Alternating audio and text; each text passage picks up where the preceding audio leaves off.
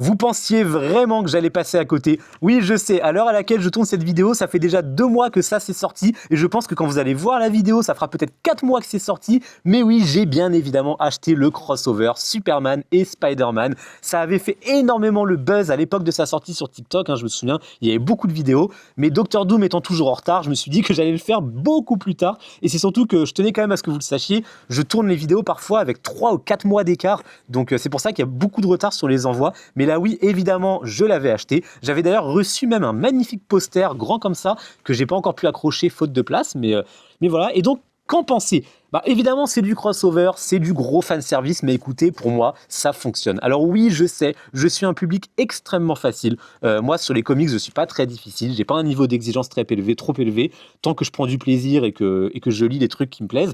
Et là, j'ai trouvé que ce Batman, quel lapsus, ce Superman Spider-Man, il est excellent. Il est vraiment top. C'est encore une fois du pur fanservice. Mais du fanservice bien maîtrisé parce que ça raconte des choses intéressantes. Alors vous allez avoir une ribambelle de caméos, vous allez avoir des personnages que vous connaissez apparaître à tout va, des conflits.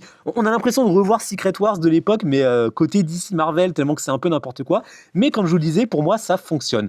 Déjà, visuellement, je trouve que c'est bien dessiné, hein, vous pouvez le voir depuis tout à l'heure. C'est un style qui sied à ravir à la fois à Superman et à la fois à Peter Parker.